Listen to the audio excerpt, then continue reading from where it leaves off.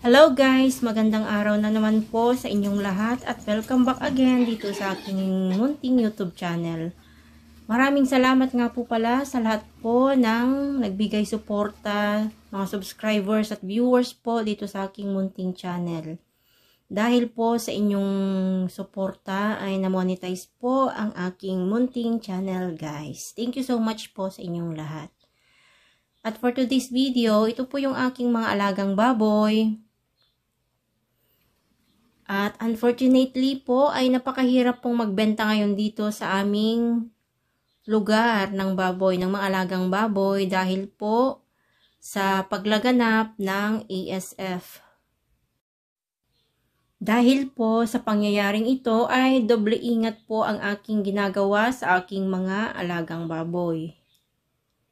Para sa prevention na rin po ay aking ini-sprayhan ng suka yung kanilang nguso habang sila ay kumakain. At nag-spray na rin po ako dito sa paligid ng kulungan at sa loob ng kulungan ng aking mga alagang baboy ng suka. At minsan po ay pinapakain ko rin sila ng uling. At sa kanilang inumin naman ay nilalagyan ko rin po ng maintenance na vitamins po nila guys.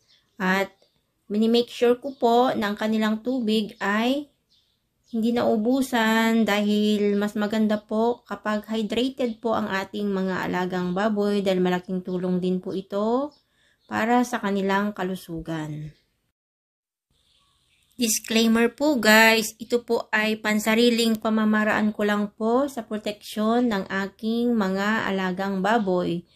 Dahil sabi nga po nila, prevention is better than cure. At para po sa ating mga kabakyard, wag po tayong mawalan ng pag-asa. Laban lang at wag nating kalimutan ang unlimited na dasal para sa ating mga alagang baboy. And that's for today guys. Yan lang po ang aking may babahagi at maraming salamat po sa inyong panunood. At kapag bago ka pa lang dito sa aking munting YouTube channel ay please don't forget na rin po to like, share, and subscribe. To all my subscribers and viewers, maraming salamat po sa inyong lahat. Hope to see you again next time. Paalam and God bless po sa ating lahat.